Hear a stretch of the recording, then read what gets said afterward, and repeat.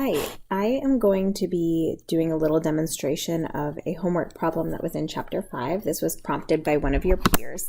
As I've been saying, make sure that you do use the discussion room in Canvas to ask questions because in times like this where someone has some confusion, I can work through a problem and upload a little video as a demonstration, which is helpful for everyone.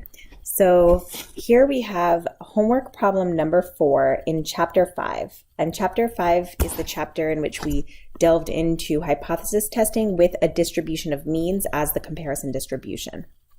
And this is typically the comparison distribution that we're using in practice. So for part A of that homework assignment, we were given some pieces of information. We were given that the sample size is 11 individuals. The sample mean was equal to 44. The comparison distribution had a mean of 39, so I wrote down mu equals 39. And the comparison distribution has a standard deviation, or sigma, of 8. And then I just went ahead right away and calculated my sigma squared, my comparison population variance. That is 64. We were also told that the comparison population is normally distributed and told that we should conduct a two-tailed test at the 0.05 alpha level.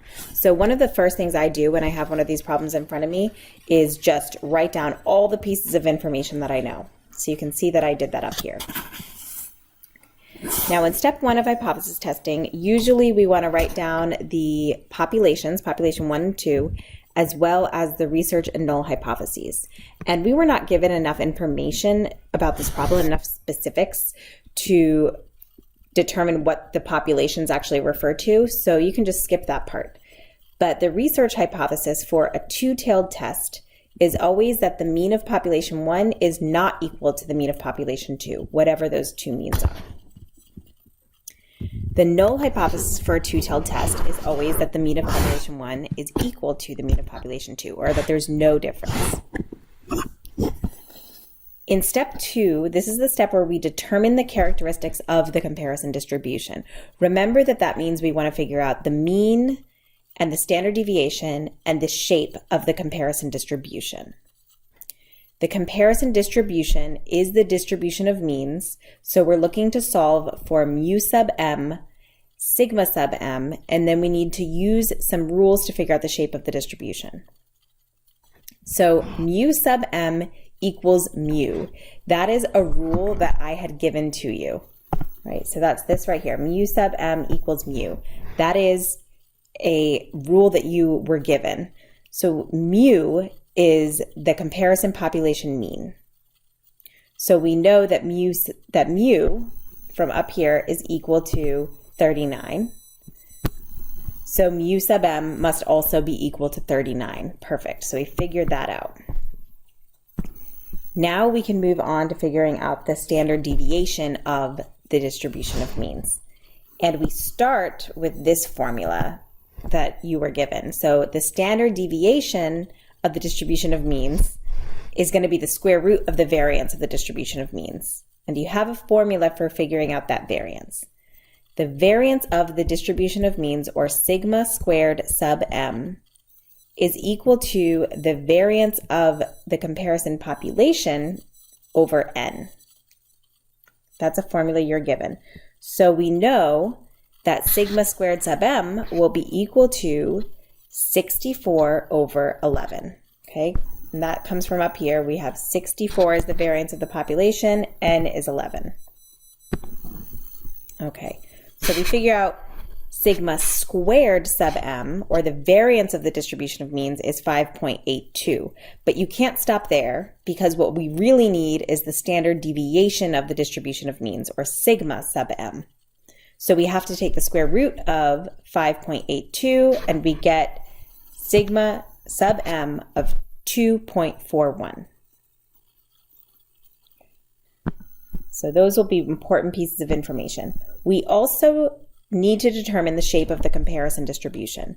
Remember that the comparison distribution will be normal as long as the comparison population was known to be normal, or the sample size is at least 30 people. In this case, we have a sample size of 11, so it's not 30 people, but we were told that the comparison population is normally distributed.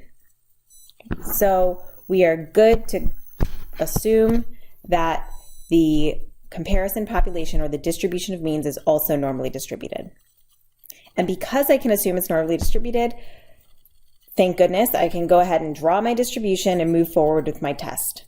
So I drew my standard normal distribution here with a mean of 0 as always and standard deviation of 1.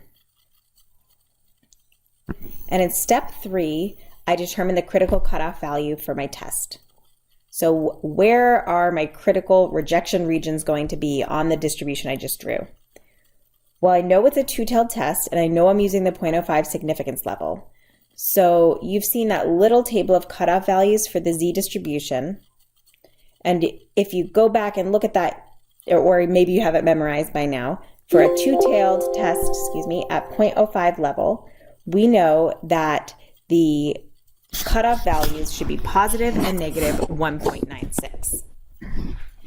So I just added those up to my drawing in green. You can see I labeled my critical cutoff values and I shaded in my corresponding rejection regions.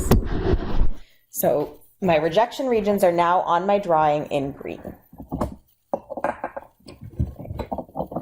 Alrighty, so let's move on to step 4. In step 4, we actually calculate our sample's Z-score. This is the exciting part. And I'm using the formula Z equals M minus mu sub M over sigma sub M. That's our sample mean. We want to know how far apart it is from the mean of the comparison distribution, taking into consideration the standard deviation of the comparison distribution. Right, that's how you could interpret that formula. So I subtract 39 from 44 in the numerator. So that's my sample mean was 44. My comparison distribution mean, or the mean of the distribution of means, is 39. And I solved a minute ago for sigma sub M, the standard deviation of the distribution of means, or the standard error, remember that's what that is also called, is 2.41. And if you solve for that, you get a Z-score for my sample of 2.07. And I also added that to my drawing in blue. So you can see that it falls beyond the critical cutoff value of positive 1.96 or inside the rejection region. So in step 5, my conclusion is that because my sample score is more extreme than one of my critical values, I can reject the null hypothesis. In other words, I have evidence for the research hypothesis that population 1 and population 2 do have significantly different means.